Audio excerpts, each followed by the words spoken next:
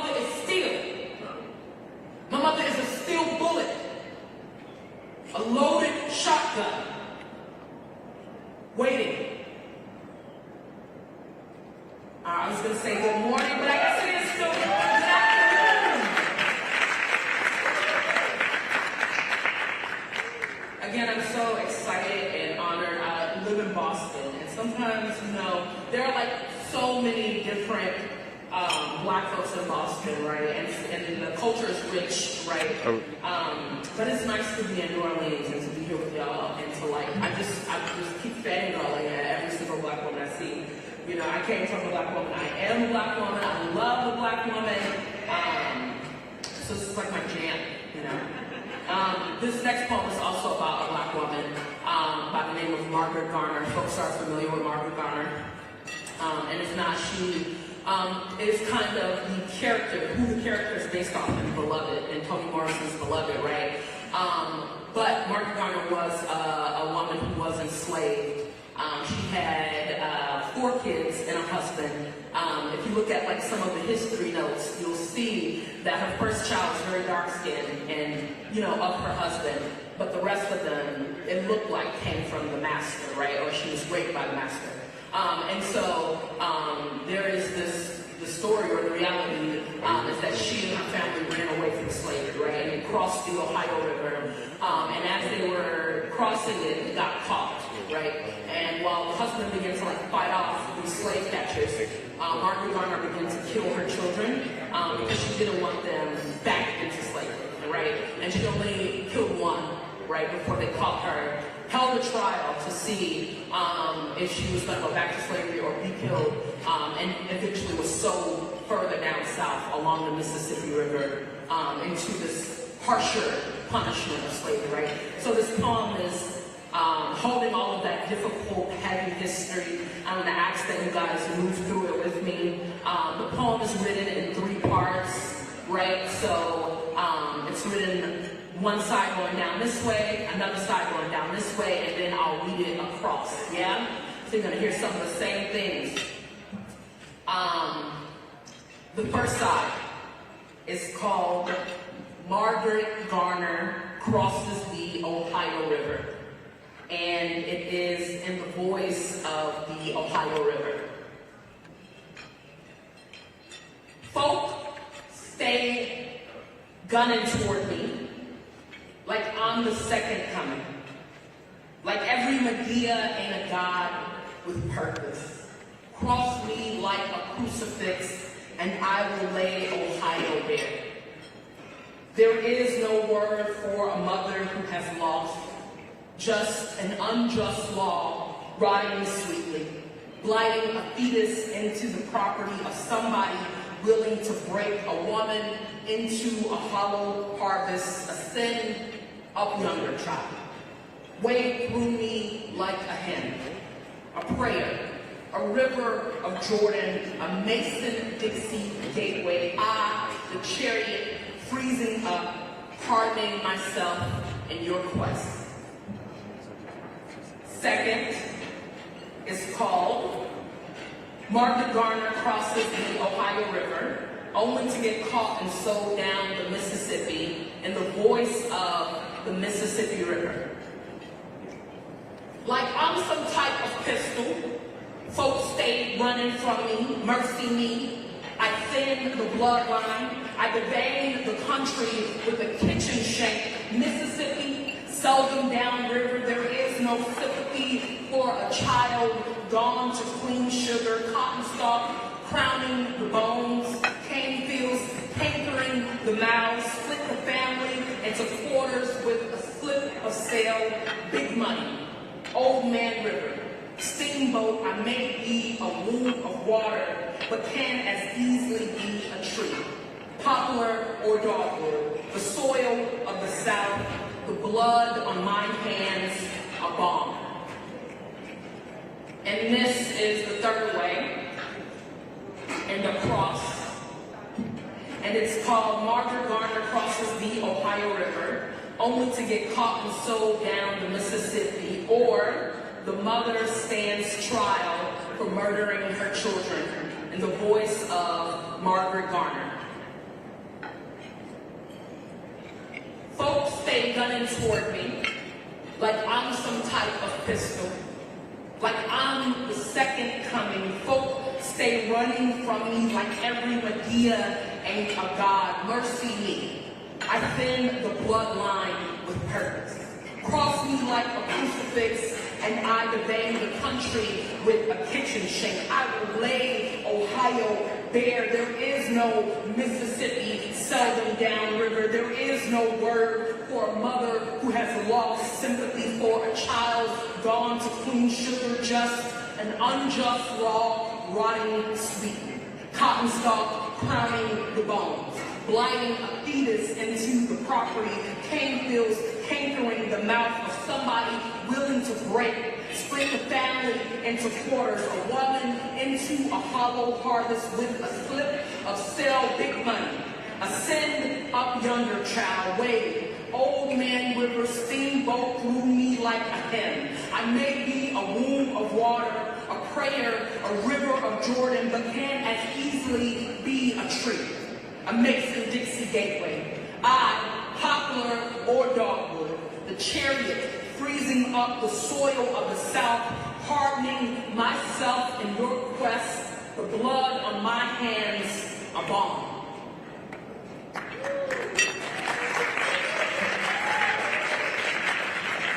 Okay, I know it's hard to put down on forks, so I appreciate those claps though.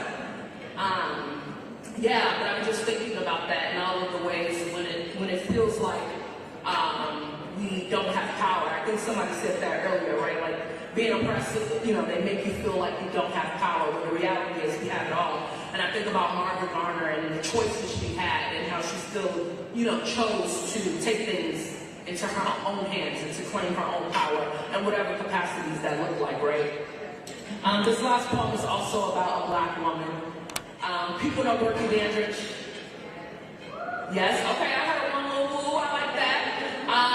But Dorothy was a famous Black actress, singer. She played Carmen Jones, right? People say she was before her time, but she was before the Civil Rights Movement, right? Which means she didn't get all of the opportunities afforded to her, right?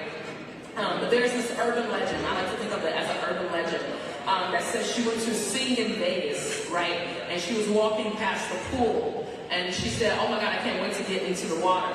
And they said, we'll have to drain the pool if you get in it, if a Black person gets in it, right? And there's a movie, right, I think Holly Berry plays her, in which she does, in fact, dip her toe into the water. And later on, you can see that they drain the water, right? They drain the water from the pool, and that there are, in fact, Black workers cleaning the pool, right? This poem is an Afrofuturistic reimagination of that story, right? It's the space in which we get to write our own stories and reimagine the future, right? All Adrienne Marie Brown says all organizing is science fiction, right? And I think about the fact that folks wrote a Declaration of Independence, right? They like went in the room and wrote this declaration, and now we all are living in it. And what would it mean for us to write our own stories or write the world in which we wanted to live in? This is called Dorothy Dips a Toe into a Pool After Being Warned the Water Would Be Drained Should a Black Person Swim in It, 1953, Las Vegas. And all at once, without and within, each well of wet everywhere swelled dry. The woman in the shower, shriveling, shaken bare. The cook steaming at the sink's faulty faucet, the rust teeming and dragging itself through pipes. Chalices unfilled, air wilts the face, moisture abandons the flesh, the breath, the girth, water unflows. Reruns away like blood from a wound. The swimming pool, brimming moments ago, now hold mothers who hold babies dry sobbing at its base. Guests at the last frontier lay leisurely, their bodies broiled brittle on the deck. The black spell is the yes, cascading over over enough. The anti to the anti, all kept from me in spite, shall spite keep from you with force. And in another land, unpromised, the color blue opens and spreads to blanket each eye. Dorothy stands at the water's ledge. Her curls and linen lie loose.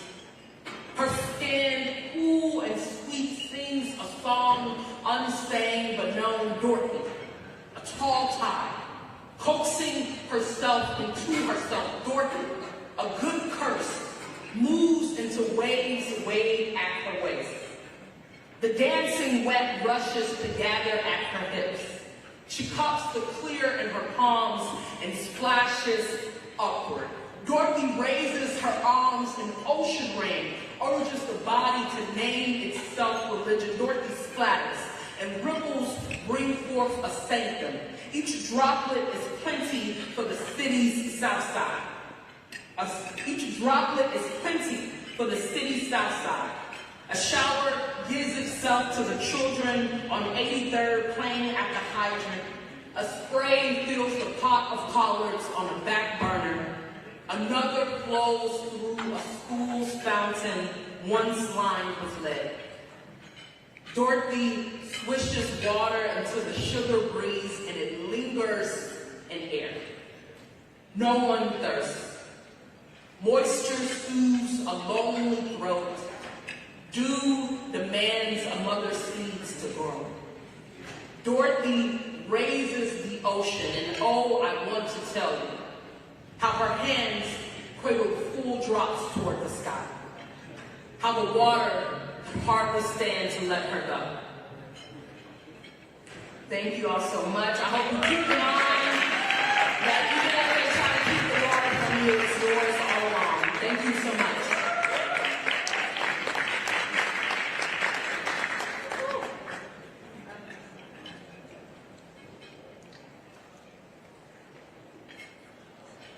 Thank you so much, Portia, for those words of inspiration. Thank you for sharing. I would now like to invite DC Marshall up to the stage from Black Women's Roundtable for the formal luncheon program that's being hosted by our wonderful friends at the Black Women's Roundtable.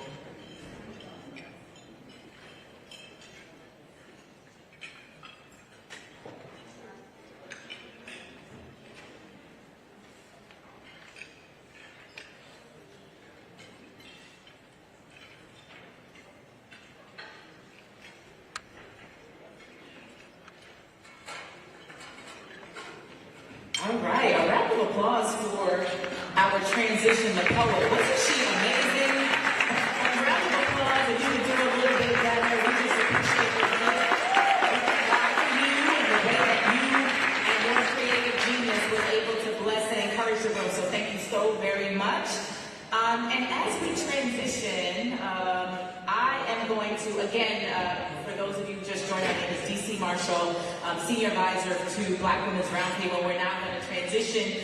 We are streaming live, and so you can tweet and share right now online that we are streaming live on Roland Martin Unfiltered. And so for your friends and colleagues who you believe should be in this conversation, in fact, lots of folks should be in the conversation, we just ask that you share online. Is that okay? Say yes or yes. I know you're eating, or just wink at me. Actually, keep chewing, wink at me, or yes. There we go. All right, and so now we want to bring on, as we transition, a few of the folks who are going to share remarks, and then we're going to have a panel discussion in brief, and two panels this afternoon, one at the state level, two the national level, but again, we're going to make it brief. And so right now, I'm going to bring up for welcome and opening remarks. We're going to do our partners and sponsors. One, Coca-Cola is going to bring remarks, and two, Goldman Sachs is going to bring remarks. And so we are excited and delighted to have, first we're going to have Travis Bergen from Coca-Cola. We're going to have Melanie Campbell come up, And then we're going to bring remarks from our partners and sponsors. So round of applause and our board chairman. So a round of applause for Melanie Campbell. Melanie Campbell, President and CEO of National Coalition on Black Civic Participation. Then we will have our board chair, the Thomas W. Dortch. And then we will have our partners. We're going to have Coca-Cola and Asahi Pompey from Goldman Sachs for all of you who are following the amazing work for 1 million Black women and in that order. Round of applause now.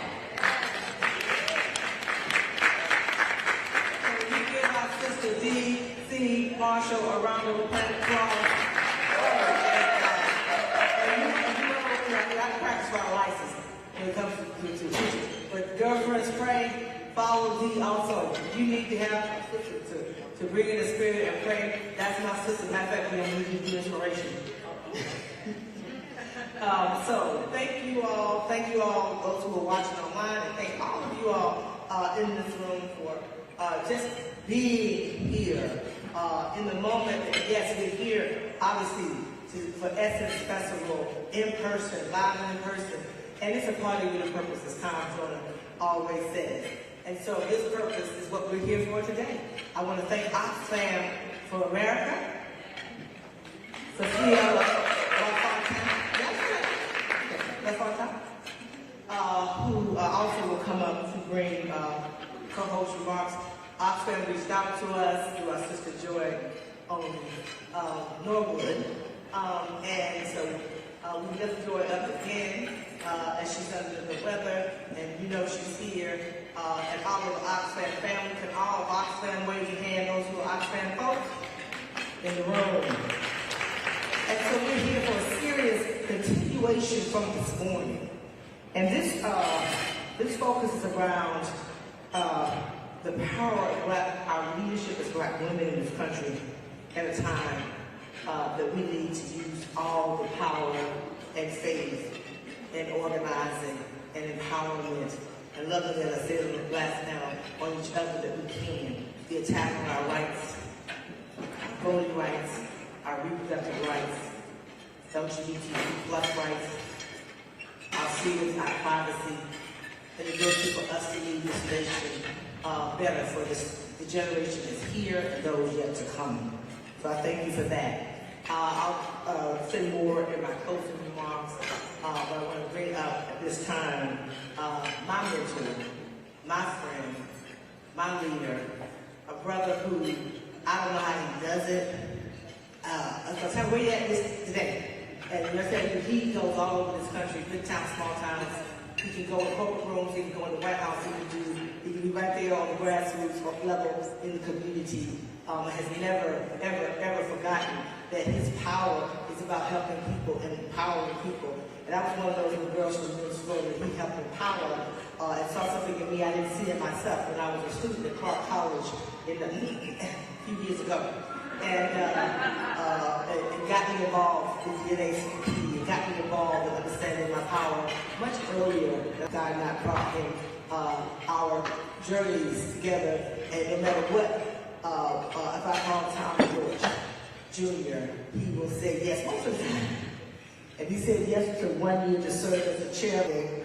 And we just did a ribbon cutting at Clark Atlanta University where National Coalition named the Thomas W. Dortch Jr. Economic Empowerment and Social Justice Institute after this brother who needs really no introduction for those. He also is chairman of the 100 Black Women in America. He's an entrepreneur. He got a whole lot of folks that work for him, but he still finds the time to pour into community. So I bring on Thomas W. Dortch Jr., our chairman, Hewitt. Thomas.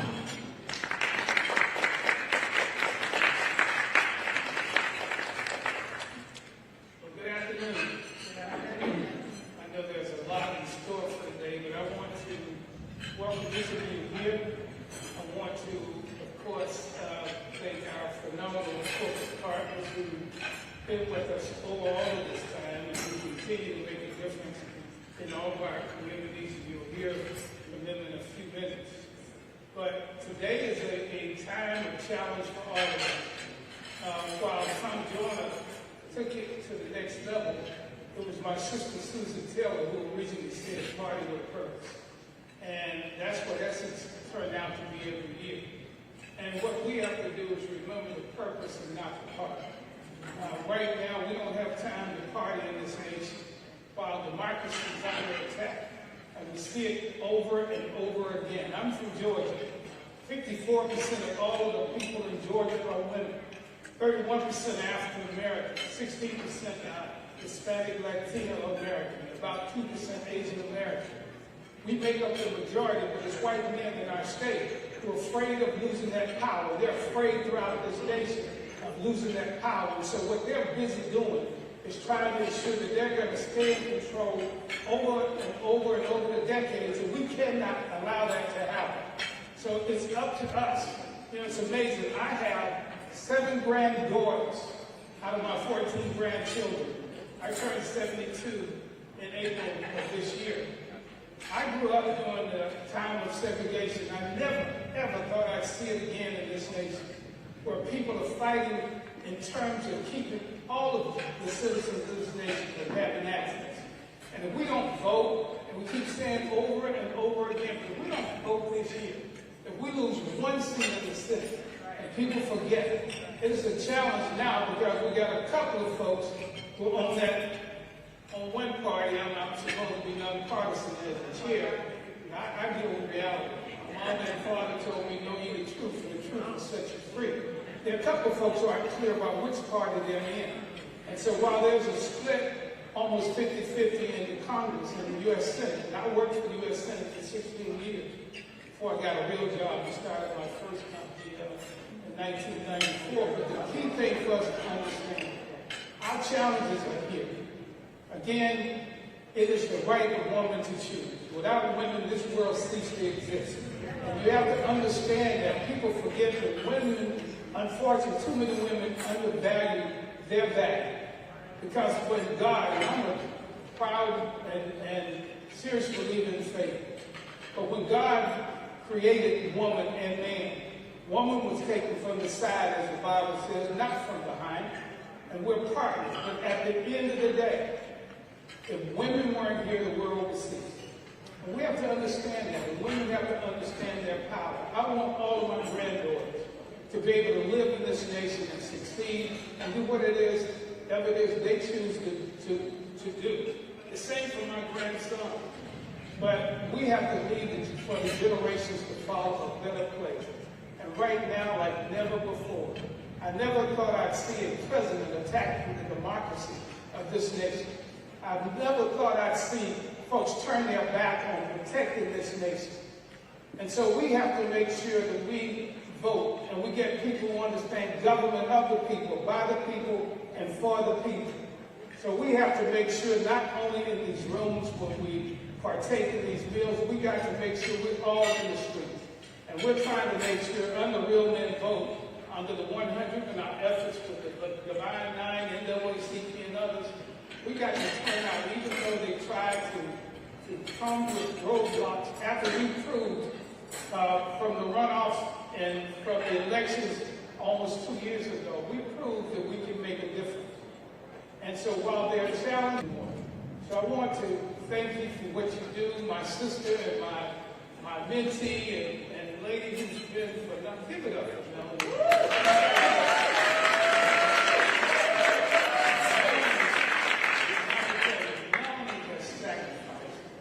So much for our people. She could have taken corporate jobs. She could be anywhere she wanted. But she is a soldier for the battle of freedom and opportunities for this nation. And I prepare to sit down, please, folks. I mean, I know people have gotten comfortable. I wear my mask for 2 reasons. One, I've been battling over the last 3 years stage 4 pancreatic cancer. I've got 7 of the baddest doctors in the world. But it's something wrong when you have to. It is something wrong when too many of our people die because they could have had treatment. They could have had access to medication. They could have had, again, lives to carry them. I'm going to win this battle as I beat 2 others. But the important part, as my good friend Dr. Miles Monroe said, and I want to share that with you. He says the most valuable real estate in the world are the graveyards where people went to their graves with so much talent, so much experience, that they went to the grave instead of sharing. And he says we should die empty. Every day I get up, I empty my life for others, so that my grandchildren and children will have people who will look out for them. Just as those Ambassador Young and Dr. King, and I can go on Zanona Clayton, and we got so many great warriors who have gone. We can't sleep on these folks. They sacrificed so that we could have what we have today. They're trying to take it away. So with that, let's do more, but wear your mask. There are 110,000 new infections per day of COVID-19. It is not over. I've been shot up, I've had both boosters, and if another one comes, I will take it. But I simply say to you, you don't have to die. And because of our preconditions, 2/3 of the people who died have been African American. Wear your mask. It only takes seconds to be infected. I want all of us to live abundant lives. Let's go vote, let's go organize, and of course, let's make sure as us men will this exists.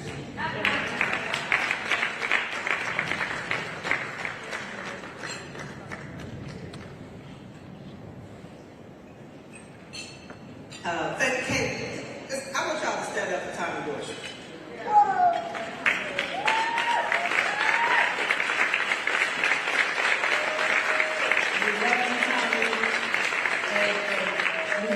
And you know, we need to pray and thank you for sharing. And definitely, because I've had twice.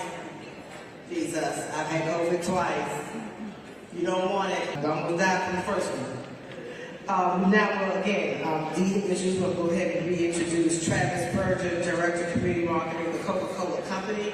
Coca-Cola is an awesome partner for the Black Women's Roundtable. Thank you for joining us.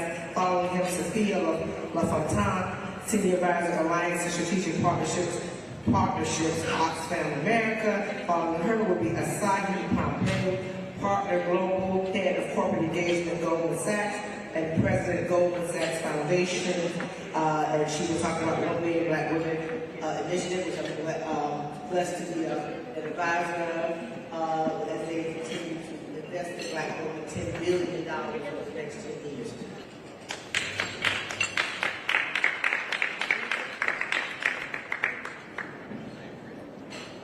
Good afternoon, everyone. Thank you so much. The Coca-Cola Company, we are empowered in the vision of uplifting our communities. And really kind of being that force behind that part. So thank you so much for that. It's one of those things where we take great pride in our partnership, right? And you understand what you're going to be doing, what, and that's testament to your organization that we're standing together almost 20 years, right? So we just know that we're here. We're going to always be there. And to take that commitment to the next level. I know I'm 5 months into the organization, 5 months into my role, but also into mental health family. So I'm going to take this time to really embrace, learn, as they say, lean in, and really be able to build that force. So thank you so much for the invitation, and I look forward.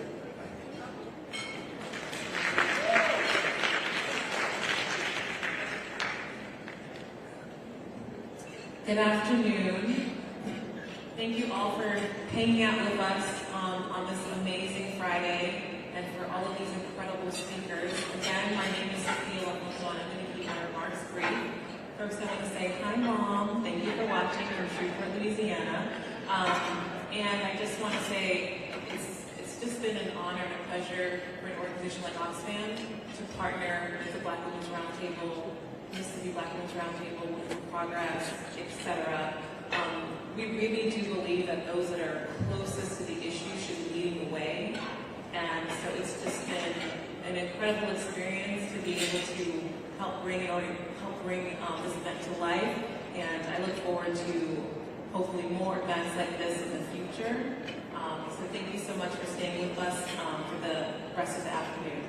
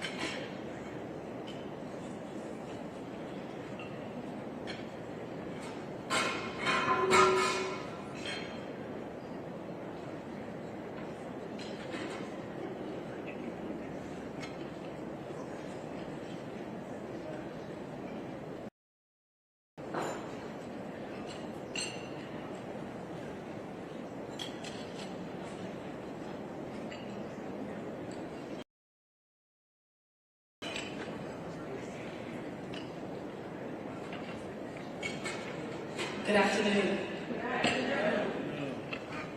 Just like moons and like suns, with the certainty of tides, just like hope springing high, still I rise.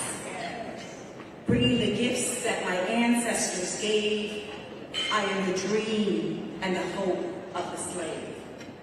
I rise, I rise, I rise. I know that we all agree when I say that Melanie is a national treasure. And it gives me great pleasure to be here with her and each of you. As Tommy said a few minutes ago, she is a soldier in the battle for freedom of our country. I'm going to make my remarks short and transparent.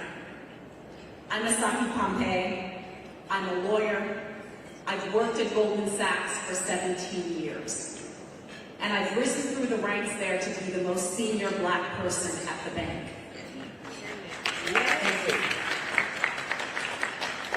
I'm the daughter of Caribbean immigrants. I'm the daughter of Edith and the granddaughter of Blanche. Now, there are three things that I want to share with you. One, awareness. Last year, we launched an initiative called 1 Million Black Women. Simply put, and I know many of you are aware of the initiative, but I want to bring awareness to everyone. Simply put, it is the largest commitment ever in the history of this country, specifically focused on Black women. $10 billion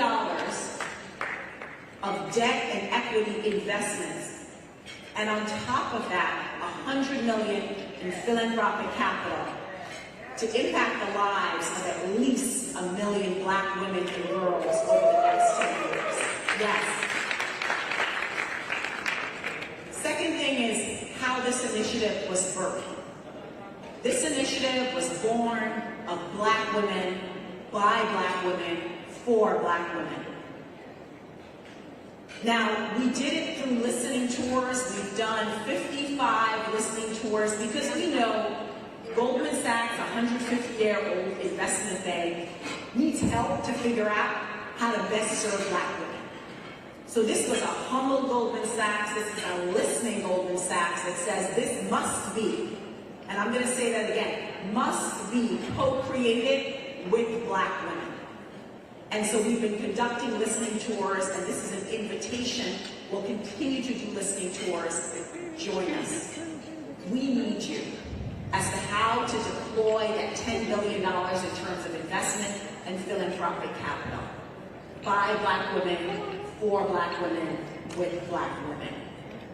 We know that Black women are foundational to our families and to our communities, but even more so to this country. The last thing is, we also know that none of this would be possible without our voting rights and without a fair and democratic system to operate in. So we are privileged to have the mighty Melanie with us on the advisory council of 1 Million Black Women. So together, out of the huts of history's shame, we rise. Up from the past that's rooted in pain, we rise. Join 1 Million Black Women. I thank you very much.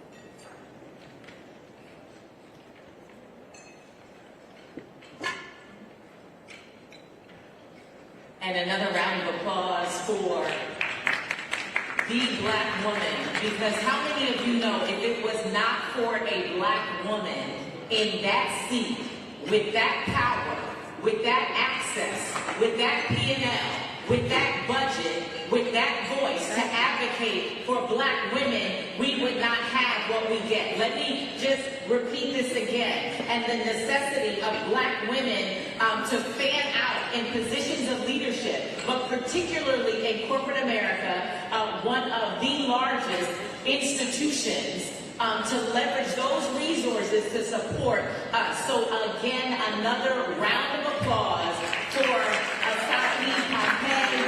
We thank God for you, my sister. We thank God for your mother, your grandmother. I felt the energy. I felt that. And so again, we are grateful for that. We're going to bring up the state panel.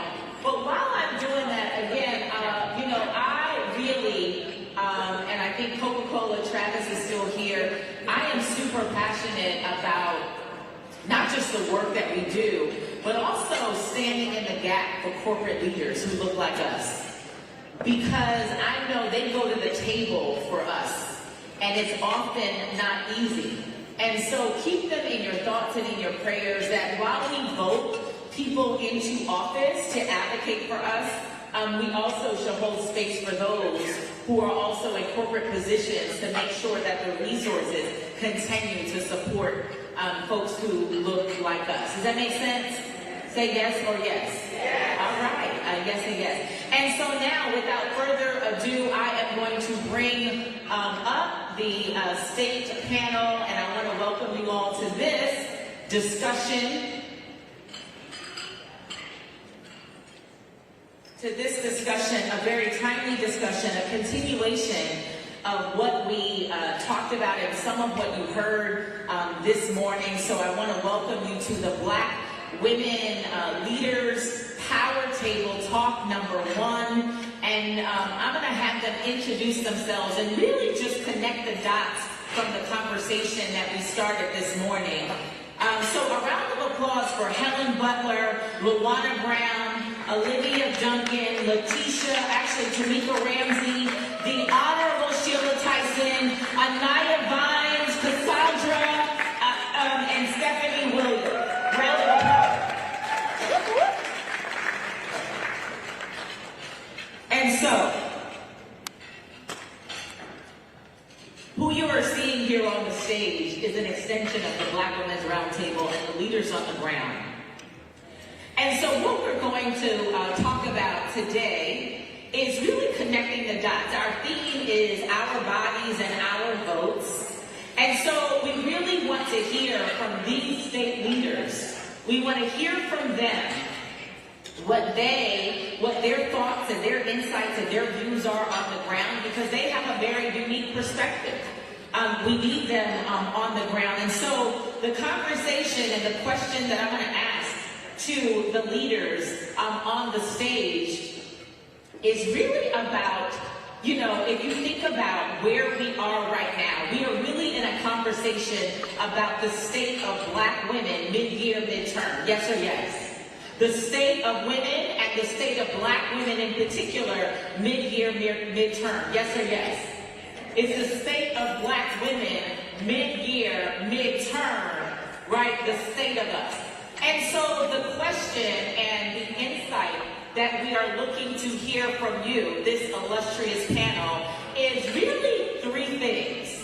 And we're going to pass the mic and we're going to try to do this expeditiously. Melanie is so generous and she always wants to make sure that the leadership is elevated, and rightfully so. But the question is, question number 1. Is the current state of women and reproductive rights. We want to hear from you, in brief, the current state on the ground and where you are as it pertains to reproductive rights. That's question number 1. Question number 2 is then the impact. How does that, or will that, impact the election and voting rights? That's the impact. And then 3, you can leave us with a call to action. Tell us, Commissioner, what we need to do. Tell the folks who are streaming, give us one thing that we can do. We don't want to just continue to, right? About it, Tamika. We want to hear the call to action. So we're going to move from right to left, and then we will wrap up. Hello, I'm Commissioner Sheila Tyson from the Convener for the State of Alabama. And I want you to fully understand that this is about power, this is about the grounding of this country. And everything is on the table. Every right that a woman has. They're not only attacking women, they're going to come into LGBTQ, they're going to come into voting rights. This is nothing but a setup to test us to actually see, are we going to do anything? They are going to see that they divide us enough to where they can stop us from moving on anything. So you are looking at what's on the table, your children's future, your grandkids' future is on the table. But one thing about this that we can get out of, that doing this at this time, right before the midterm election, is a positive. That means that they have showed you women that they have no respect for you. They do not value your opinion. They do not value your vote. That's the reason why all of us, we need to go to the poll and vote them out in mass numbers. This is our opportunity right here to show them our power. We know we got it. Now it's time for us not to only show our husbands. We got to show the White House. We got to show our State House. We got to show our City Hall. We got to show down to the constable. You got to vote everyone out, whether they black, white, woman, or man, that don't have the same beliefs that we have, to put the future in the place where it needs to be for all people. And we are not going back. Round of applause for the Honorable Sheila Tyson, Commissioner, Jefferson County, Alabama Commissioner and Convener of Black Women's Roundtable. Also, thank you. Good afternoon. So my name is Melanie Brown. I'm co-convener with Black Women's Roundtable in Maryland, Washington, D.C. And I feel like at this point, I don't even know what else to say to Sheila. But fortunately, one of the things that's happening in our area is that we do still have those reproductive rights for women in Maryland and in D.C.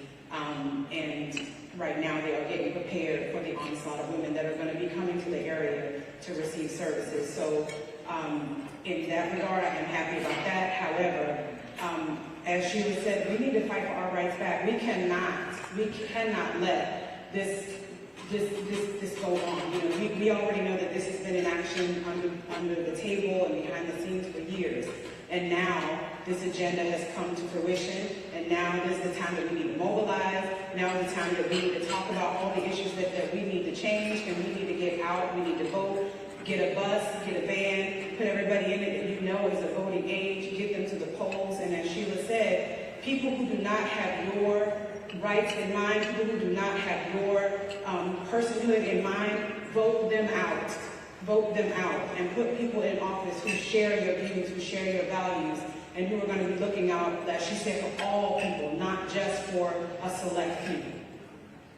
Awesome. Thank you so much, Rwanda Brown. Good afternoon. I am Stephanie Williams. I'm proud to be the convener of the Black Women's Roundtable in Kalamazoo, Michigan. So women are beyond pissed off, but that's a good thing, because we're taking that passivity to the highest level possible. Number one, we're taking care of ourselves. With everything, DC, that's going on, we want to be mentally, spiritually, and ready for the fight, secure and sound. So we're really taking care of ourselves with coaching, with counseling, looking at issues of trauma, so that we can have our folks ready when it comes to mobilizing, strategizing, organizing, running for office, and actually helping the candidates that we care about run for office as well. So we're really looking at how do we maintain longevity for Black women in our community, especially through our resilience, being able to pivot, whether it's in a pandemic or even a recession where jobs are not as plenty and payful as we want them to be, and then taking those issues like we're sitting at the kitchen table and making it real for us. Those discussions that we're having, changing the narrative about how this truly impacts Black women, our families, our households, our men in our communities, especially when it comes to healthcare access, and how we can counteract all of that through the ballot box. So in short, we're building power. We're coming together collectively increasing our capacity, supporting Black businesses, Black-led organizations from grassroots to grass seed, volunteering and mobilizing, educating, and getting out the vote. And lastly, I'm gonna say this. We want to vote for people that look like us. So we need to continue to recruit Black women and girls. Get them ready for office. Train them on how to run campaigns. Learn how to collect the data and use that so we have the science so we can continue to win. Because when we win, they push back, we vibrate higher, we keep winning and winning and winning. Wow, all right. Round of applause for Stephanie Williams, convener, Kalamazoo. That's an awesome call to action. And so we invite you to tweet now, share now. We are streaming on Roland, Martin, Unfiltered. But I think that call to action is a nudge. Is there somebody in your community, a young girl right now, a young woman right now, who you know would be an awesome voice representing us that we could get behind? We have already lined up behind the commissioner's campaign, and she hadn't even identified that she was running. But like we need, you know, it's always the strong sister, the strong woman in the room to encourage each other. Hey, you run, we will line up behind you. And so, continue with this panel and the discussion. We're going to move over to none other than Tamika Ramsey. So introduce yourself, my sister. Good afternoon. My name is Tamika Ramsey. I am the convener for Black Women's Roundtable, Eastern Michigan.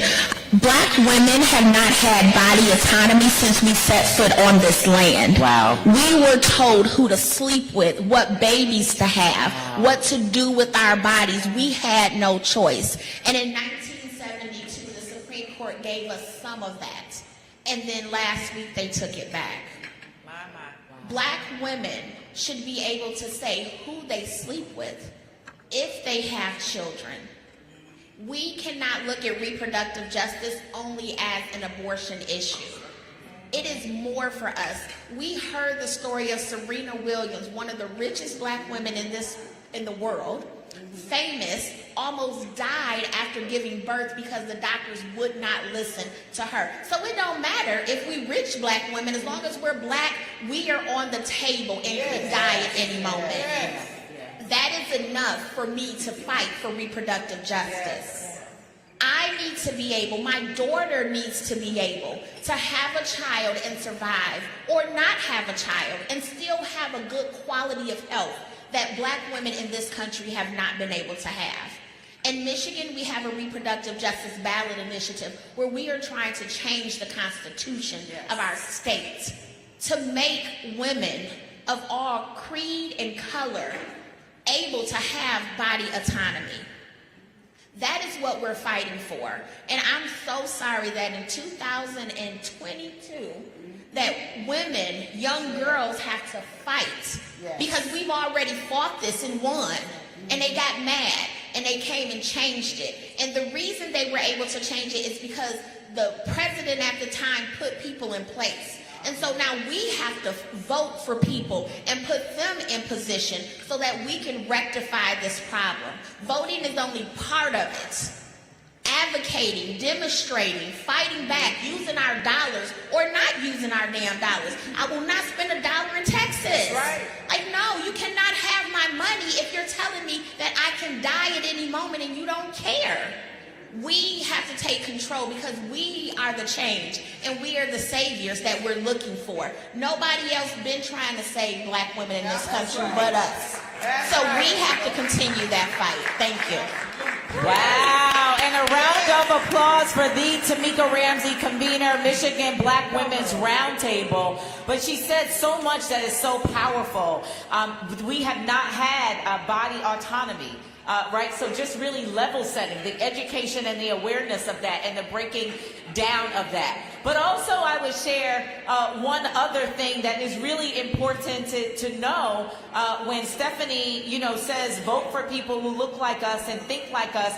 It's important to know what Tamika mentioned is the previous administration put people in office. And so what I heard from a young king, his name is Darryl Cole, he's a champion for for Black Youth Vote, and he says, what am I to say? He says, I understand that there were people put in office to make decisions right now, but it looks like the right now leadership made those decisions. And so Tamika, your point of clarity was so necessary.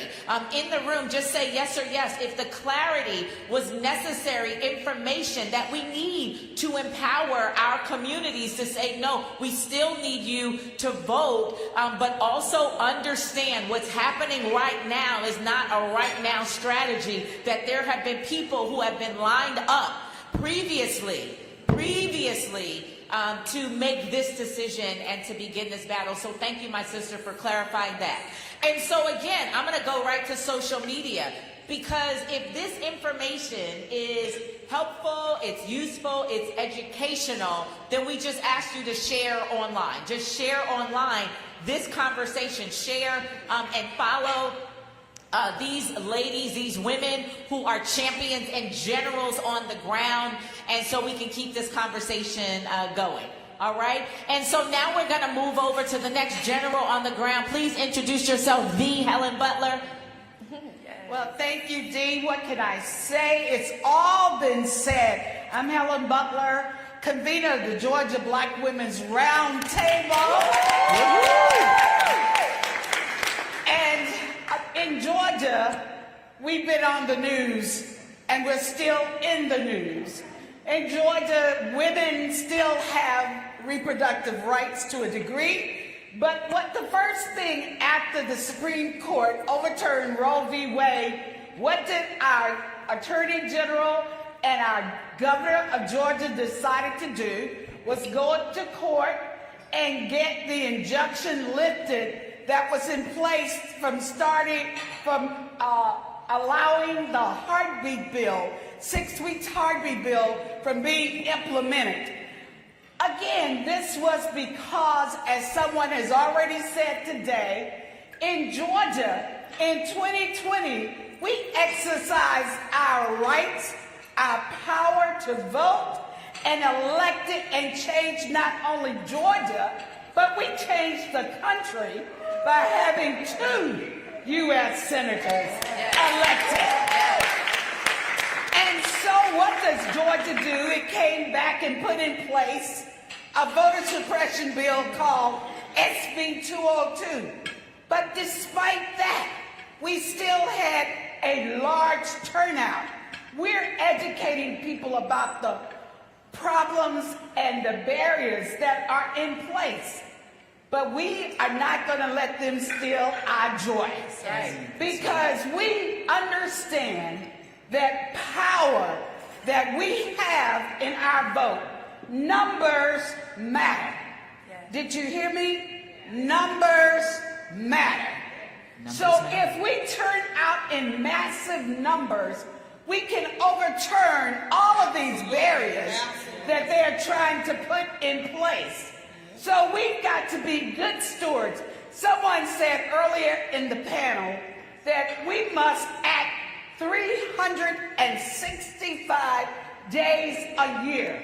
So we've got to register people to vote. Yes. We've got to educate people about the issues, about the candidates, and then we got to mobilize them. Yes. You've got to get them to the polls to turn out to vote. But the other thing is, we've got to protect that right to vote. Yes. In Georgia, they decided to change the composition of officials who implement election laws. And they'll be doing it for other things as well. But guess what? You can become an election official. So be a poll worker, be a poll monitor, be out there assisting the voters to exercise their right to vote. Call 866-OUR-VOTE. It's a national hotline that you can get your problems answered. So don't be deterred. 866-OUR-VOTE. We're there to make sure you're engaged. And as Dr. Lowry said, voting is a sacred right, but it is also a moral obligation.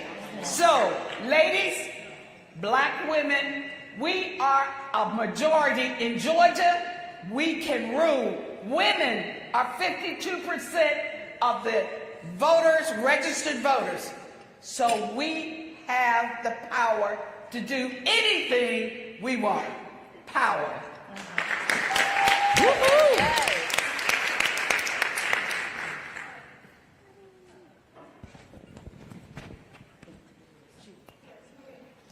And none other, that was the Helen Butler, convener, Georgia Black Women's Roundtable. Thank you so much, Helen. We're going to move to the back.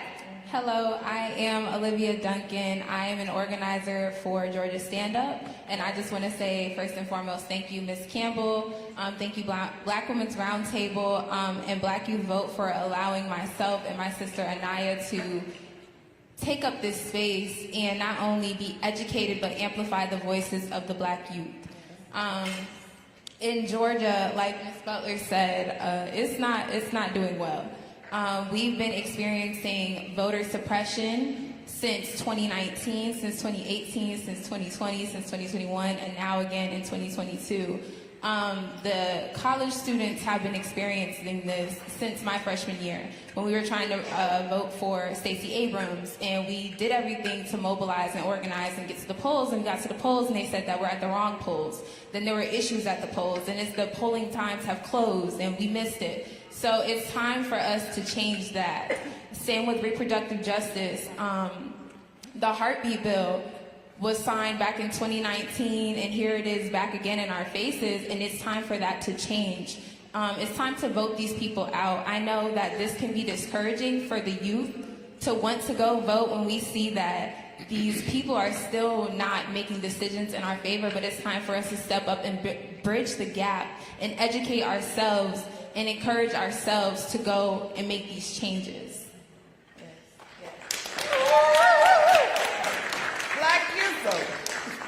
Hello, hello, everyone. Hi. If everyone can repeat after me, it is our duty to fight for our freedom. It is our duty to fight for our freedom. It is our duty to win. It is our duty to win. We must love each other and support each other. We must love each other and support each other. We have nothing to lose but our chains. We have nothing to lose but our chains. Thank you. That's a segment of this. But hello, everyone. My name is Anaya Vines. I am a graduate of Howard University. I am also the founder of a nonprofit organization called the Live Movement, a national HBCU coalition, standing on the foundation that we must live for those who have died. Shout out to Miss Melanie, shout out to Black Women's Roundtable, to Georgia Stand Up, Miss Deborah Scott.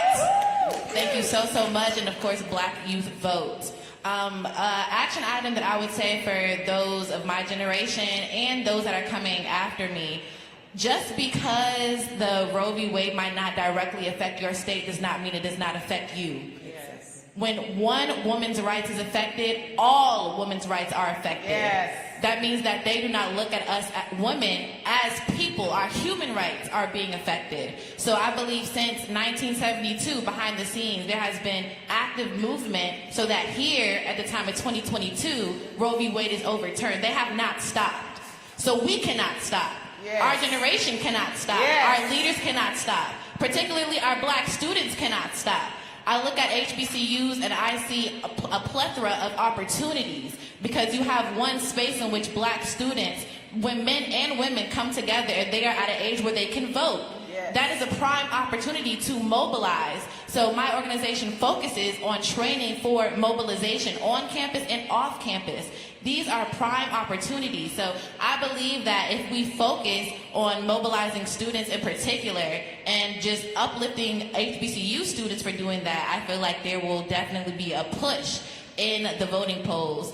And also, just to be completely frank, and I was thinking, should I really say this, but a lot of people don't understand, especially those that overturned Roe v. Wade. Just because that's been overturned, that does not mean abortions are going to stop. Let's be completely honest, especially black women. We know there are various ways of aborting children, but Roe v. Wade being overturned means that the path to a healthy way of abortion is not available for us anymore. So let's please just support one another. Though, again, it might not be affecting your direct state, does not mean it affects you. If our rights are under attack, we must stand up and fight back, because no one's going to fight for us but us. And that was the Anaya Vines. We are so grateful for you, organizer of the Live Movement and BYV, Howard University, HU. Oh, come on, sis, you did that.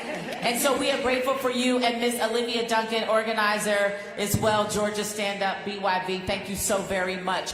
And so much has been said, but while we have a few remaining moments, I want to give the floor to you all, the leaders, in terms of what has not been said that needs to be said as it pertains to our bodies and our votes, and taking your hands off our bodies and our votes. What hasn't been said that needs to be said in terms of impact on the midterm election, and the call to action is really important. So with our final few minutes, anyone who wants to chime in, go right ahead. Yes, I think that we need to talk to white women. Just lay it on the table. Because they married to the ones that's actually passing these bills. You're going to tell me that your daughters, all of their lives is at stake, but you have no control and no power in your own home? You can't tell me that. Start closing those bedroom doors. And your legs while you're at it. What? And then open your mouth and tell them that they are not going to treat women like this. Because that bill affects your life whether you believe it or not. You don't know whether it's going to affect your child, your grandkids, your niece, your church member. White women, you got to stand up with us. And you got to fight with us. And let these men know that they are wrong, and they cannot control your vote and your power. Because it was disrespectful to white women just like it was for other women. So me and Sheila the same person. I was going to say very similar to the same thing. This country is made up of 13.7% black people. If all of us voted our values, we still need the help of white people. Dr. Martin Luther King talked about the white progressive. If you are not helping us, you are in our way. And that's the simple conversation. I have white friends, we have difficult conversations all the time. Because if I can't have these conversations with you, you are not my friend. If I am fighting these battles by myself, you are not my friend. And we have to call people out. If you are not fighting with me, you are in my way. If you are not helping us, you are allowing us to be killed. We need to get a backbone. We need to say, I'm not dealing with you. And be okay with that. And then support the ones who want to learn, right? Because this cannot be the suffrage movement all over again. It cannot be we working together as women until white women get what they want and then they leave black women behind. Black women not going for that shit no more. And I've been trying not to cuss. We just not doing that no more. So we have to start having those difficult conversations. That white coworker that came up to you in tears when Roe v. Wade, girl, how your mama vote? Did she vote for Trump? Did she vote? Let's have those conversations, because that's how we are truly going to move this country forward, right there. All right. Powerful, powerful, and we needed that. We needed the conversation to open up, and it's not going to be a comfortable conversation. So I'm grateful for these leaders here. And as we wrap up, I'm going to say, because this is a room live of us, right, women. And then we do have a live stream audience, but again, with the comment of expanding the conversation and speaking with other women, white women, and even Asian women and Latinas and all women, we really need to start that here. So we are streaming live now on Roland Martin Unfiltered. We are also streaming live on NCBCP Black Women's Roundtable on Facebook. And so we want to ask you right now, again, to share online. We'd like to have a conversation. We need a broader conversation, as Commissioner Sheila Tyson mentioned and Tamika Ramsey. We need to have a broader conversation, a unified conversation, if we're going to continue the conversation and advocate for hands off our bodies and hands off our votes. So if you could go to, again, online, follow NCBCP_BWR to engage others in the conversation. That's the one thing that we would ask. And for those of you who are streaming, in the chat right now, whatever it is that you think needs to be said or added to the conversation, we invite you to chime in. We invite you to share. Hit the share button so that we can expand the conversation. And so, that said, we are going to wrap up. I'm going to give the leaders, whoever has a pressing final thought. Yep, we're going to give the floor to you for this conversation. So, Stephanie, if that's you, the floor is yours. Thank you, DC. I just wanted to say that at this point, we really need to change the narrative. The conversations we need to have in the streets are the same ones we having at our kitchen table. Talk to your mothers, your grandmothers, the younger girls about reproductive justice. The right to have a child, to not have a child, to raise that family in a safe community, a welcoming community. The right to be able to go to work and not have to deal with oppression and microaggressions and all those other things that keep us in an unhealthy state. We have to continue perpetuating these real conversations that marinate in the spirit of Black women and younger girls, so we feel comfortable out in the community talking about and projecting our issues to expand our movement that inspires more women and girls to be more proactive, to participate, and to lead. And I hear women say all the time, well, I don't want to run for office. I don't want to be in the front. That's all right, sis. We got a lot of room for you on the side, in the office, in the suite, wherever you want to be. There's room for tools, for technologies, for folks who can do research, who can write grants, who can help write, speeches, do social media. There is work for everybody to do. And this fight is ours because it's about power. It's about Black women and girls and our power, maintaining what we have and building on what we have to look forward in the future. It's about supporting Black entrepreneurs, Black businesses locally and globally, making sure that we're expanding the power of our money, of our dollars, and making sure that we're maintaining home ownership, make sure that we are growing capacity. So I just want to say that don't be afraid to have these conversations in the streets. You can be in the streets, just don't get caught up in the streets. But be in the streets talking about what really matters. Tweet. Make your status on social media. Go on Instagram, Snapchat, and talk about the real ish. Stand in your truth, speak your power, mobilize, organize, vote, and still keep having those conversations because it is about us.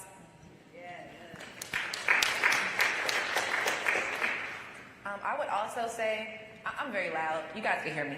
No, we're streaming. No, we're streaming. We're going to ask you to wrap it, and then we're going to transition. Right. Awesome. I would say to those, especially around my age, please, please, please educate yourself. Don't just think that scrolling on social media on your TL, that means you are updated on everything women's rights. That is not the case.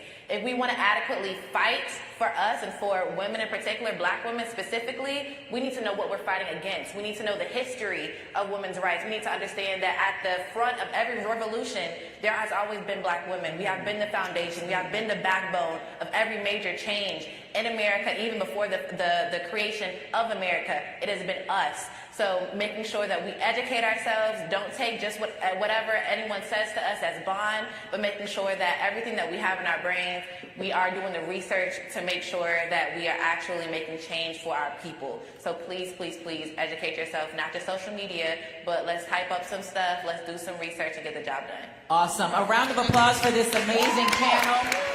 And as we transition, a round of applause for this awesome panel. Thank you so much for your voice, your thoughts, your insights. And as they take their seats and we transition to the next panel. I say black women, you say power table. Black women, power table. Black women, power table. As I say black women, you say power table. As they transition and take their seats, black women, power table. Black women, power table. Black women, power table. Black women, power table. Black women, power table. Black women, power table. Awesome, awesome. And now I want to invite Delisa Sanders, Senior Policy Advisor, National Coalition on Black Civic Participation and Black Women's Roundtable, to round out our day, and we are going to be complete. We will be brief in this, the National Leaders Roundtable. So round of applause for Dr. Delisa Sanders. Hey, y'all. Will the next panelists please come to the front? Will our next panelists please come to the front? We're going to pivot now from our communities in our states. We're now going to pivot our minds, bodies, and hearts and spirits onto the national stage. What can we do at the national level? And hopefully throughout this conversation, see and feel the connection between what goes on in our communities actually ends up at the national, as they're all connected for it to work. Come on, my sisters, my sisters. How you doing? You look gorgeous. Oh, look at all these crowns. Oh, my Lord.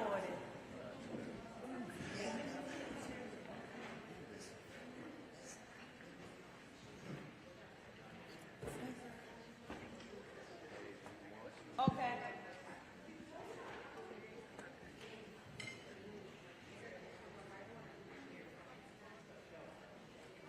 Doesn't matter.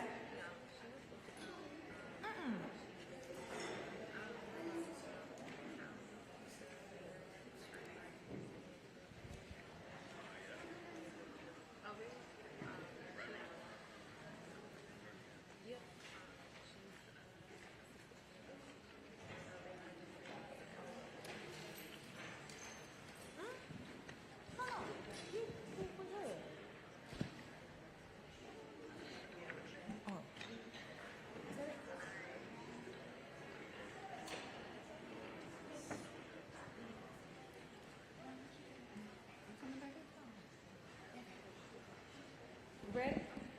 Y'all ready? Yeah. Y'all ready? Okay. How poetic it is to be here in this moment, where within a week, the Supreme Court of the United States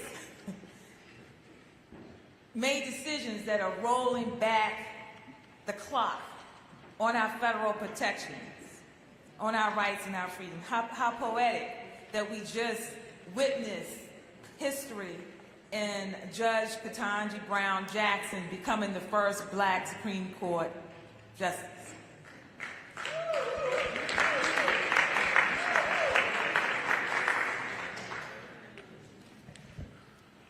I am going to ask each of our panelists to give us your own self-introduction, which includes your name and your organization, but something very powerful and impactful that you would like to share with us. This is what happens when you sit in the first seat. Hello, y'all. My name is Nerve Flint. I am the Senior Director of Black Leadership and Engagement at Planned Parenthood Federation of America. We are the largest healthcare provider in terms of reproductive and sexual health, not only in the U.S., but the world.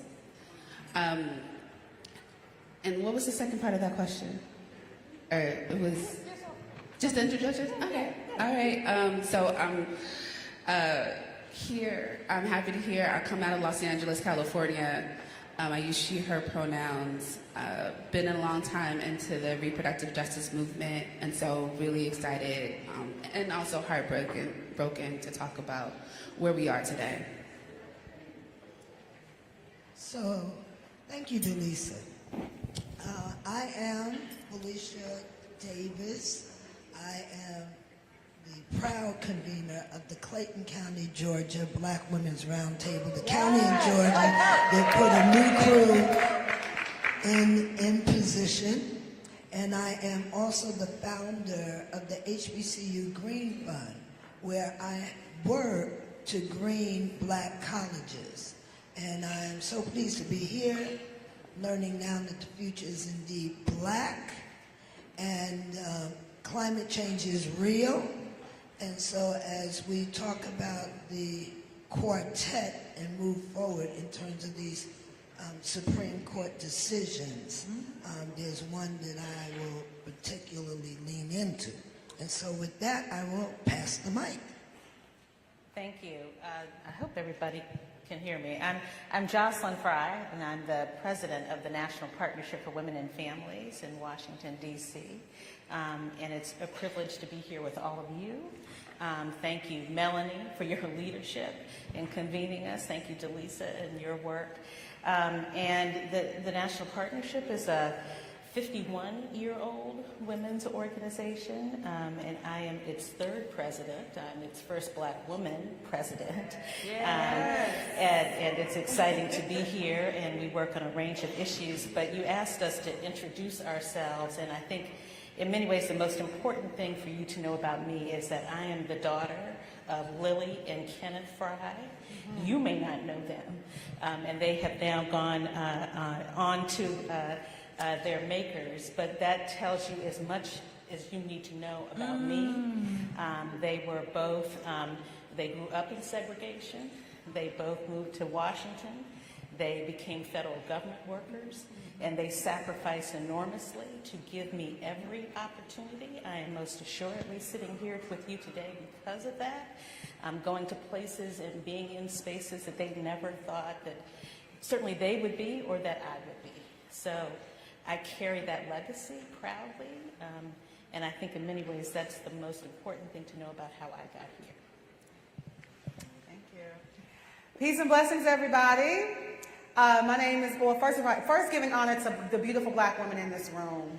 I'm really grateful to be in this space. Thank you, Melanie, always for creating these opportunities for Black women to gather in such a powerful way. But my name is Monica Simpson. I'm the Executive Director of Sister Song. We are the National Reproductive Justice Collective for Women of Color, folks. Yes.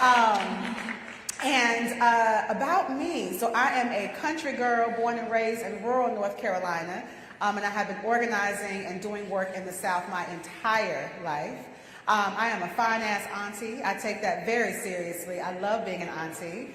And I am also a proud Black lesbian. Happy Pride. We just wrapped up Pride Month. I think that's very important. That's important, the identity of who I am and how I do the work that I do. And I am a true lover of Black folks. And I do this work because my love for Black folks runs so deep. And so, yeah, it's just an honor to be on this panel with all these beautiful folks, and I'm excited to get in this conversation. All right. Now, I want to examine things again from the national stage. And again, keeping in mind that with the Supreme Court, some of the decisions around our reproductive rights, impacting our voting rights, and ruling that the Environmental Protection Agency can't protect the environment. That's like, what? Okay, so on a national stage, we're always looking at U.S. Congress, right? And we're also looking at the midterm elections. What can Congress and the Biden-Harris administration do right now to protect our rights, in spite of what just happened? Well, I'm happy to start. I'm sure other people will weigh in. I think there's no mincing words that what the Supreme Court did was devastating, and intentionally so. And you can't sort of eliminate a right and not have a powerful effect. That being said, there are things the administration can do. Now we're hearing about states that want to restrict the right to travel. The administration can be clear, and I think the Department of Justice has spoken about the importance of making sure that people know that they have a right to travel. This is a constitutionally protected right. Nobody should believe that they cannot travel from one jurisdiction to another, and they should make that clear with every state.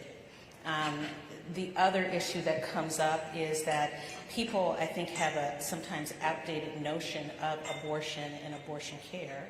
There are a range of ways to access abortion, including through medications, and it is important to have that access preserved. Again, the Department of Justice has already spoken up and said that if people want to utilize different medications that are FDA approved, that they have the right to access those medications through the mail, and they're willing to stand up for those protections. That's really important. I think that there are other implications around access to contraception and just other healthcare services. There are some requirements under the Affordable Care Act, and even under Medicaid and people's ability to access those sorts of services. So I think that the administration can do a lot to speak up on that, but I also think that they just have to be bold and unequivocal that this is a ruling that cannot stand. Right. Like we should not accept it as anything but a politically driven effort to deny women and people who give birth their rights. And they need to be bold and loud and consistent in saying, we will fight it. We will fight it at every place we can because it is unacceptable and it is inconsistent with what we know about the Constitution and our rights generally. But that's where they can start. I think you said that so beautifully, and I'm so glad you said it first because I don't have the nice words to say what I think they need to do, right? I just think this administration needs to boss up. Like that's what they need to do. They need to stop playing this little pitter-patter game and actually take off the gloves and do the work. Right? So yes, we have our role to play. I know we're going to talk about voting and the power of that, and all of that's important. But if we don't have folks who are willing to stand in the ways that we need them to, unapologetically, by any means necessary kind of attitude, then why are you in this office, right? I don't understand. So I think I'm coming with, I appreciate those who can put it with this, give us the right things to say, and I lean on these folks right here. Because I'm ready to say, get off your asses and actually do the work that you were put in your position to do. Our previous administration used everything and then some to put us in the situation that we are in. Why are we not doing the same thing? And not trying to say we're trying to be like the opposition, but it is important for our people to use their power that they have to the fullest extent of that and do that thing for real, y'all. So I think I'm coming with a lot of fire today, in case y'all haven't noticed. But I'm ready for them to boss up. Anything else? So I just want to jump in so that we don't get confused. So, if we looked at the Washington Post, they said a trifecta. So we're looking at Roe v. Wade, we're looking at EPA, we're looking at an interesting border decision. And before that, it was guns everywhere, right? And so what we divide up, and my sisters to the left, they're going in hard on Roe, and we know the impact. But this is that thing of you got to know your history or you'll repeat it. This folks. That's right. There's a bunch of folks that always had an agenda with a very, very few. So I want some white folks to understand, look, you weren't included either. They're coming up for yours as well.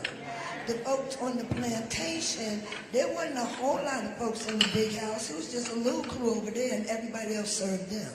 So that was the plan, and now there's a movement to say, how can we, the few, control the rest? And everybody, so the only way that can happen is if some of us work on Roe, and some of us work on the environment, and some of us work on that, and we miss the bigger picture. And then the other thing is our numbers. They got black folks in the mindset that we 13%. I travel. And everywhere I go, there's black people. Everywhere. I go to South America, there's black people. I go to Africa, there's a lot more black people. I go to Europe, there's plenty of black folks. So the issue and what time it is, we have to understand that we got to make the leap forward. We can't do what we've done. And we have to set an agenda for these young people that enables them to reach for the future. We're going to hold it down. And those of us that are in the blue states, where you can get pills. The best thing I heard, you can buy a lot of them if you can afford to, so that we can distribute where they need to be. It's like, I am gangster. So we come to gangster. Yes! Dealing with a sister in a situation. We gonna drive you, we gonna provide you, we done it for other stuff. And look, I'm not trying to party and get high, I'm trying to save a life. So we got to be there and let it be known. If you come for me, you come for all of us. That's it. So that's what time it is, because this is not a situation we want to. That it would be just about abortion. It is not. You want the whole body. Mm-hmm. You want my body again. And on the strip of the women that I know that served in that way, not this time. Not this time. All right. Did y'all hear that? Yes. I mean, I feel like everything that's said is already said. So ditto everything that folks just said. The only thing that I would just raise again, and I'm gonna pick up where you put down, is that we need to be intersectional and creative. So what does that mean? That means that even though this conversation is about abortion access, we know that Black women are not just about abortion access, and abortion access is not just about abortion.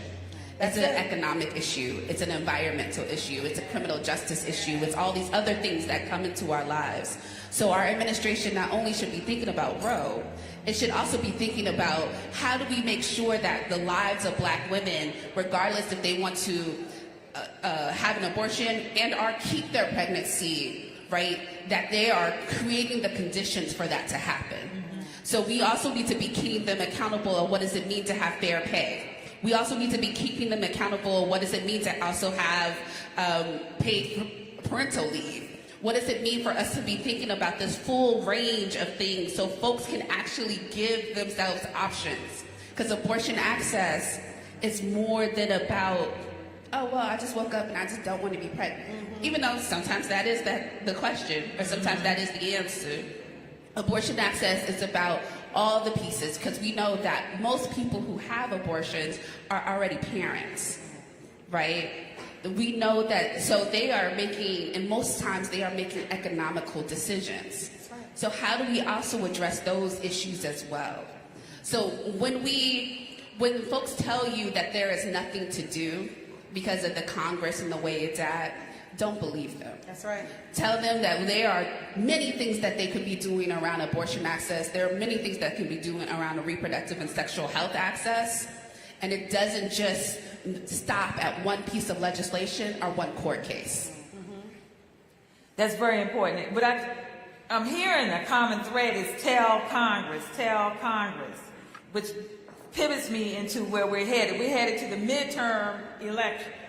Well, we vote folks in and we vote folks out. What should we be thinking about right now?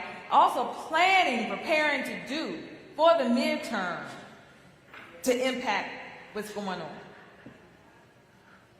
I'm gonna start first. Yeah. Yes, ma'am. I don't want to follow y'all anymore. I think there's a couple of pieces. One, we need to get out and vote. But we also need to hold our folks accountable. I think it's no secret that Black women vote. And we vote at high numbers. We get out there, older Black women, our more seasoned Black women are one of the highest propensity voters in the country, right? But we need to also make sure that our vote is getting paid off after they get into office. So what do we also do after the voting? How are we holding them accountable? Are we asking them questions? What are you doing? How are you helping Black folks? And then after, make sure that they are actually holding the folks accountable. We can be asking elected officials right now, where are your stance on abortion access? Where is your stance on all these issues? Just because you came to my church doesn't mean that you got my back. So we need to be also having all of those conversations and having them answer to Black women in particular and Black birthing folks. Mm-hmm. So I think that's the first piece. I think the second one, this is not normal times. So we can't be acting normally. So that means that we gotta, again, think big and creative on how we are engaging with our people. So that means we might have to have roundtable discussions in our living rooms. We might have to have roundtable discussions in our bedrooms.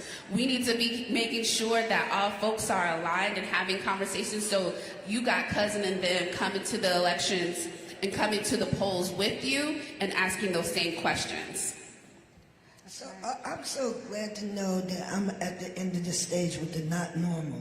Because see, so I sat in the right chair. Because while I'm working to get everybody that I can to vote, we have the opportunity to lift up things. We can say, oh, your choice is this.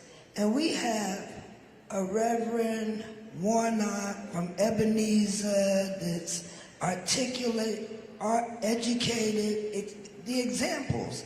So it's like, you can go with this or you can go with that.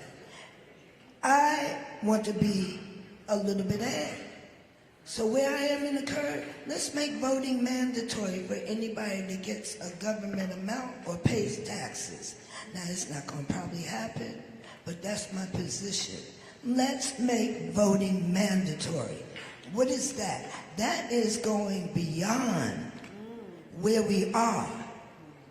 And then I want the people with the Constitution to explain, let them get on the page. And no, we don't want to do that, because they've had me running against a flow. So I want to change the flow of the river and say, anytime we're in a state where people can visibly try to tear down the government, we need that big change that you're talking about in a bigger vision. So make it mandatory. So in my conversation with young people, I'm saying, yeah, I'm working hard to make sure you're going to have to vote. So you might as well practice now.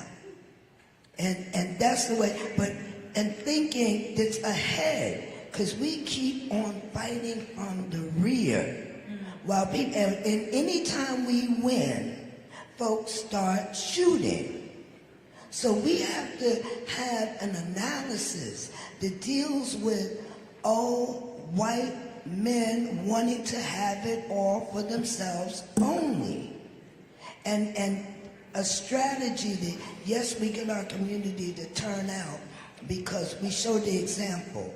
What we pick is better than what others pick. And we move from there. Now I have the challenge of following you. I completely agree with what they have said. I think what I would say to anybody, in addition to obviously vote and why that's important, is that all of the issues that we work on are connected to each other. It is not just about your issue. And we have to get out of the mindset that as long as I have what I want or I have my issue protected, that I'm not affected. That's not true. And we have to be clear that even though the conversation at the moment is about abortion and abortion access because of the Roe decision, that is not the only reason why they fought on Roe.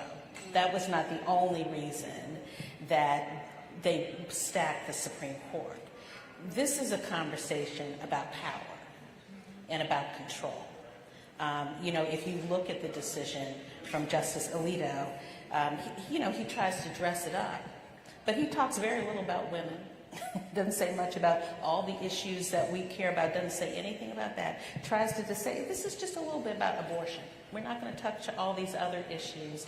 And it's a deceptive ruse to make us try to not understand that what this is really about is just putting the power in the hands of a handful of people in the states, mostly white men, who are against all of our issues, right? The same people who are pushing anti-abortion restrictions are pushing anti-climate restrictions. They're pushing ACA restrictions. They're pushing, all the anti-voting.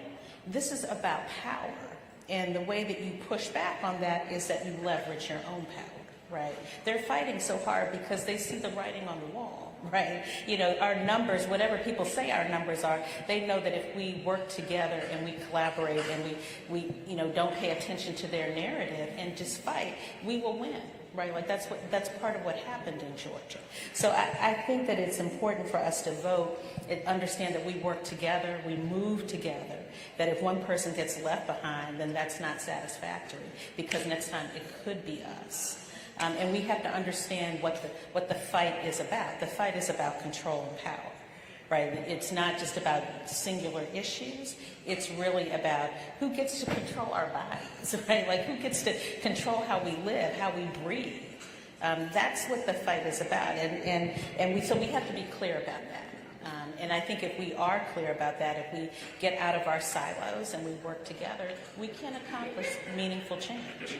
So for the midterms, you seem to amplify our issues, to be very clear about it and why we're voting. And also to connect with others and have a thread between us instead of these separate. Absolutely, and that we have to work together, right? Like I may not work on climate issues, but I understand we need to work together. I may need to be in a state that I'm not normally in and work on that issue, because at the end of the day, it is part and parcel of the same problem. Right. That's a good point, especially at the national level, because we all want our name, and that's it. Yep. Go ahead. No, that's so real. I really appreciate you saying that, because, you know, I know that we're having like this national conversation, and it's like we are these national organizations that have, you know, name recognition and like the ability to like really reach, you know, lots of folks like in one thing. And I think it's important for us as national organizations, and this is something we try to do very intentionally at Sister Song, to not move our voice without making sure that, you know, our members, our folks that we're working with at the state level, that they are actually moving that agenda for us, right? And so we're not moving our own agenda. It's like we are doing everything possible to have that direct connection to folks on the ground, so that when we're bringing out messaging, when we're talking about different things, and it's not just coming from us, but it's coming from the folks who are most impacted and most directly connected to the issue. So I just think that's important to name as like national organizations. Not to have that fly-in approach to just say we're showing up, but it's like how are we really building those relationships with folks on the ground to then be able to really influence and impact the way that we do the work. And I think everything that my sisters just said about like why this midterm election is so important is on point. And I think that one thing that's really exciting about this time for me when I think about what's going to go down with this election season is that for once, they can't ignore this question around sexual and reproductive health and bodily autonomy. It is going to be impossible for any person looking and seeking office to get on a platform and not have to have their stance clear, right? They can't dance around this issue anymore because of what has happened with this decision. And so I think that is going to give us some clear indications on where people's values are and where they lie, and I think that is going to help us as we start to think about what candidates that we need to like really move forward in leadership and the ones that we don't. So that's one opportunity that I see that I just wanted to add to everything that my sisters have already just said. Okay, and we've just had someone join us full of joy, yes, grace and beauty. I'm asking you to do a self-introduction. Yeah. And we're talking about, we're looking at things on a federal level, on a national level. Yes. And after you introduce yourself to everyone, help us understand what we should be doing with Congress right now. What more can Congress be doing right now, given all in particular, the recent Supreme Court decisions? Yeah. And the Biden-Harris administration, they have power right now. Right. So my name is Joy Cheney, and I bring you greetings always on behalf of forever Mayor of New Orleans, Marc Morial. Just left him, that's why I'm running a smidge late, and I apologize. Thank you for your graciousness. I run the Washington Bureau, so I had the policy and the advocacy arm of the National Urban League, and it's my privilege always to join you here. With my sisters on the stage, we're always doing stuff together. So, you know, in terms of what Congress should be doing, they got to get rid of the filibuster. I mean, period. And so you might say, well, what does that have to do with abortion? What does that have to do with voting rights? It has everything to do with it. And it also has to do with what Jocelyn was saying a few minutes ago. This is really about a minority population, a minority group, trying to make sure that they can counteract and that they are using the levers of power in Congress, in the courts, the Electoral College, to make sure that even with a minority of votes and minority of people, that they can control. It's modern day apartheid. And we have to recognize what's going on. It doesn't really matter the topic, it matters to us. It matters to the people who are going to be influenced, but to them it's all one and the same. And the first people who were identifying this as a through line were Black women. We've been saying, guys, something else is going on here. This isn't about abortion alone. This isn't about voting rights alone. This isn't about gay marriage alone. This is about states' rights. This is about trying to control, a minority trying to control what the majority does. And so we have a filibuster that means that even though we have a majority of people in Congress, we have to have a supermajority, 60 people. Where in any other place do you need 60 people to move things forward? And as Martin Luther King said, as we're saying today, the filibuster is an existential threat to democracy. We cannot, it's why we can have gun laws blocked unless you have a very benign one. Blocked is why you can have that. It's why you can have a block on the codification of Roe bill. It's why you can have a block on the voting rights bills that all of us fought so hard for. So Congress has got to figure something out around the filibuster, create a new rule about that, and we need the senators who are going to make that happen. And in terms of the president, in addition to continuing to fight for the filibuster, he's kind of allowed, a desire to see a change on specific issues, but I think we're going to have to talk about it holistically. But I think the president is also going to have to talk about what is really happening. The only people that I hear making all the connections are Black people. I'm going to be perfectly honest with you. They know it's happening. Republicans will tell you it's happening. And Black people, I include Clarence Thomas. He decided to tell us what was happening, much to their chagrin, in his concurrence. I can't. I know. And it's crazy. Black people of all stripes are just telling the truth about what's happening. We need the President of the United States to claim it and to talk about it, what's really going on, and that this is almost a modern civil war. I mean, boss up. So we need to have a talk. We need to have a talk with the president. Yeah, it's not just about each individual issue. That can divide us, because on any given topic, but a collective issue is just about...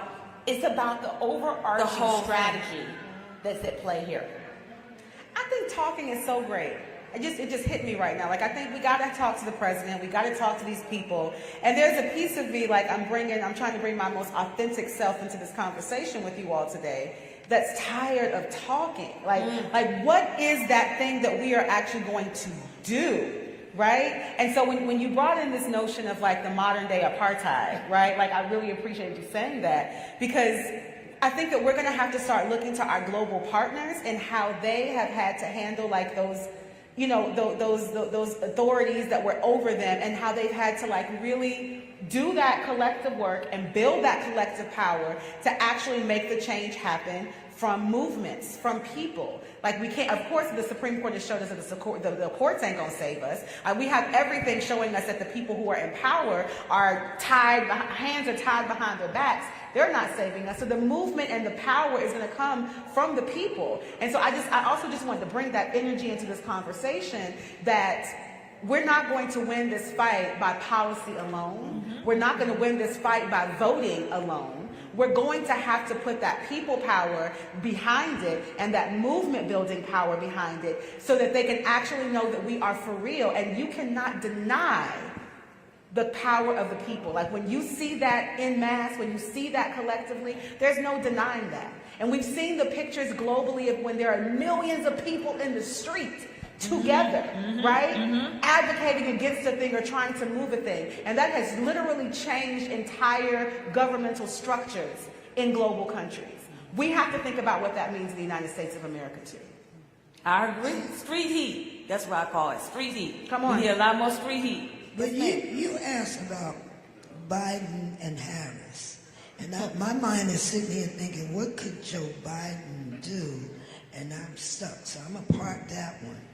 But I do think that Vice President Kamala Harris can show up hard as a sister, right? She can show up as a sister, which is, I understand what I'm asking, right? Because the journey there is that you kind of subdue or suppress that a bit. But in this particular moment where I said, they're coming from my babies, they're coming from my bodies, and they've been coming from my brothers, right? So at this moment, I think if she were to step forward, just as a black, South Asian, but black woman, that's what she could do for all of us. Because we understood first time out why we couldn't exactly have that, because you have to be for everybody. But now we understand if we're for ourselves, that's the first step in being for everybody, because anything else is disingenuous on some level. So right now, I'm thinking about, how can I work in a manner that builds more space for her to do that? Because I think in that moment that could galvanize a power that we possess. And when we say do something, part of that doing, sister, we got to be quiet about it. Because we've been announcing. We've been announcing we're going to march, and announcing we're going to do stuff. And then, people can meet you there.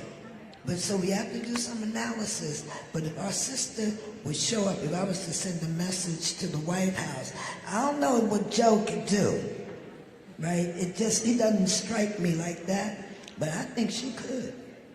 There we go. What we're hearing, we need to show up. We need to make sure that our voices are heard. We need to be very clear, look people straight in the eye. We voted you in, we can vote you out. And that we mobilize. We mobilize and we keep making noise and demand and we fight back. We just can't. I agree. That's basically the sentiment that we have. I want to close on a high note, a really nice note.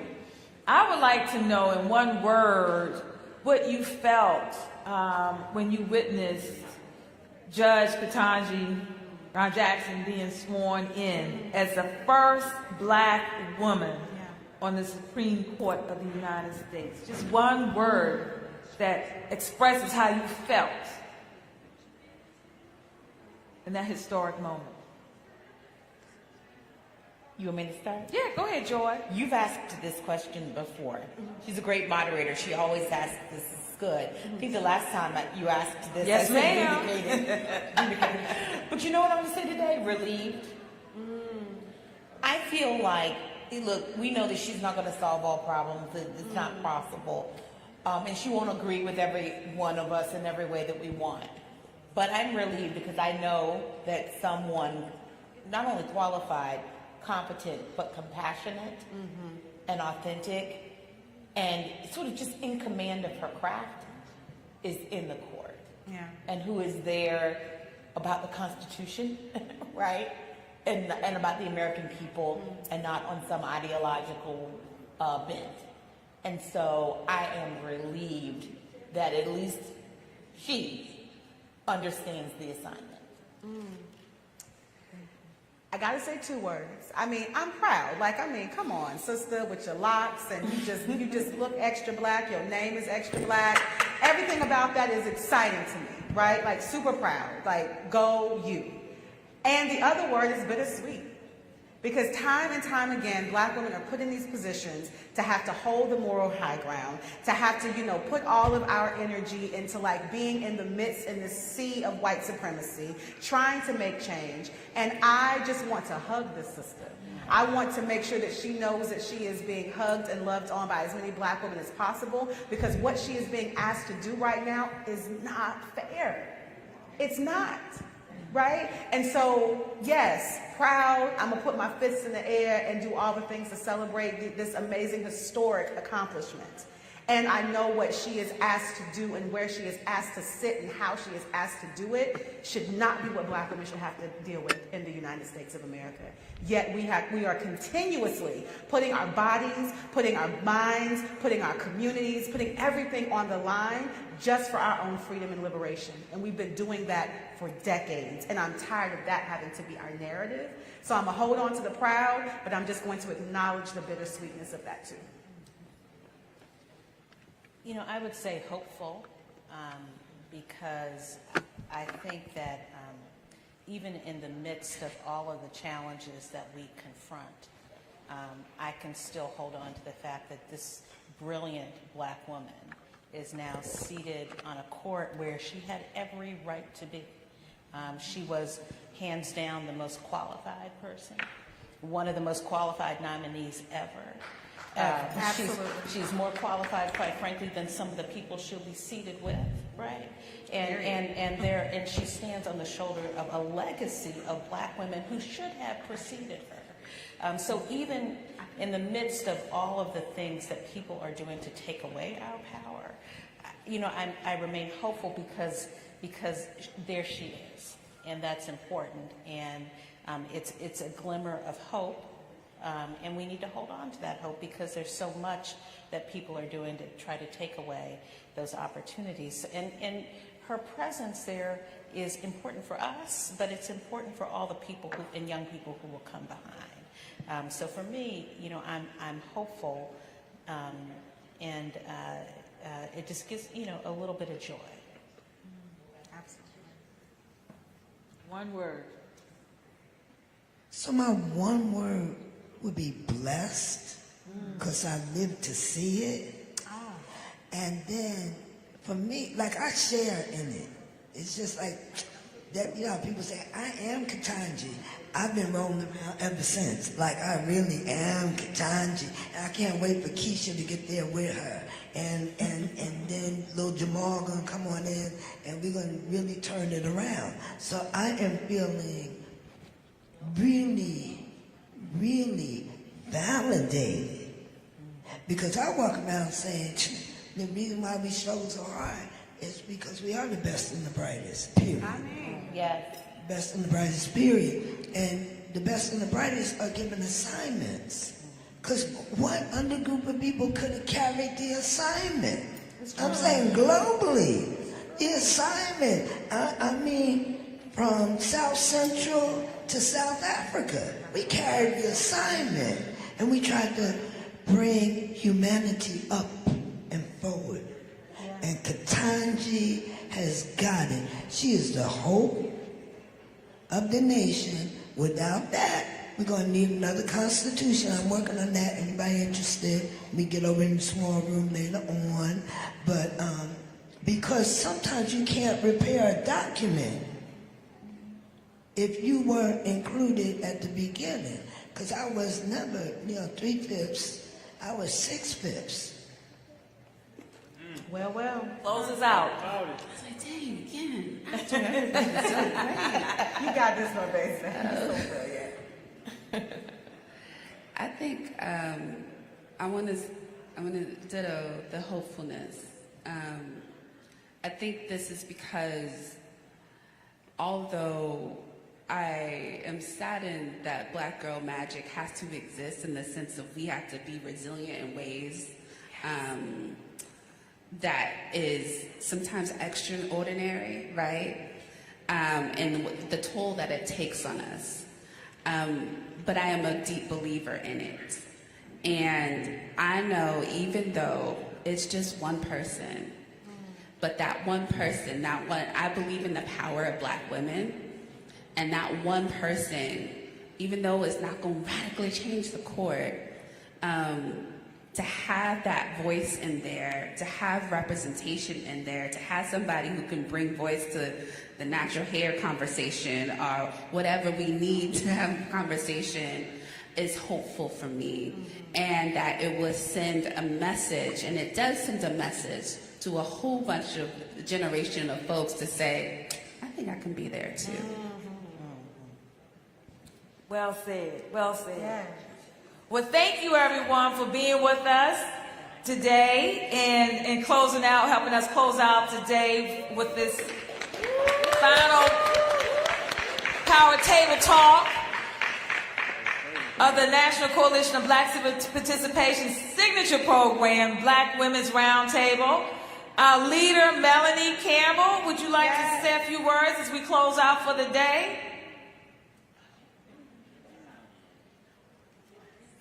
Our leader is coming up. She's going to say a final close out. And thank you so much.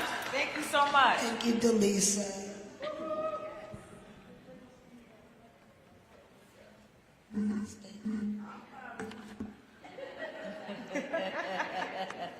Can we give our sister Dr. Lisa Saunders a round of applause?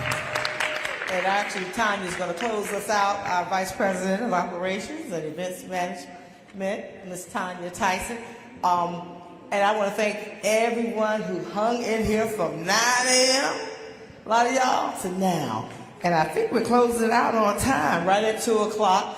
And as she's coming up, I want to thank Roland Martin Unfiltered again for live streaming this today and getting it out of this room. And I have a board member in the room, our sister Tanya Lombard from AT&T, Vice President, and our sister Queen.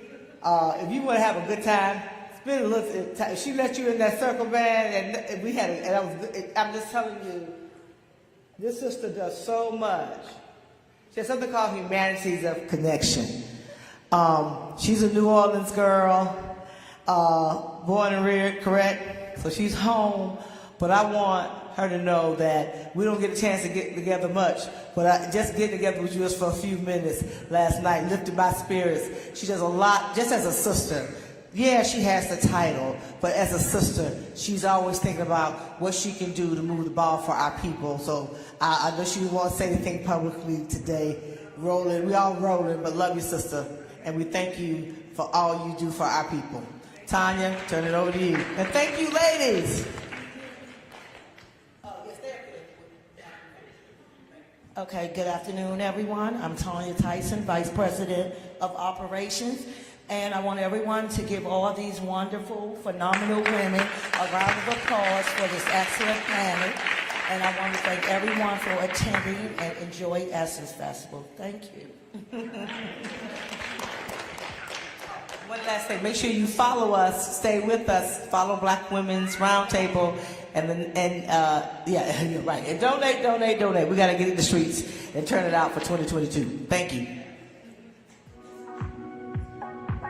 And thank you all, walk forward. That's it.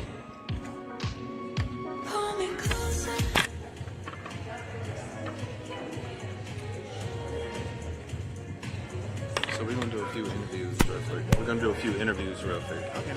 Over there.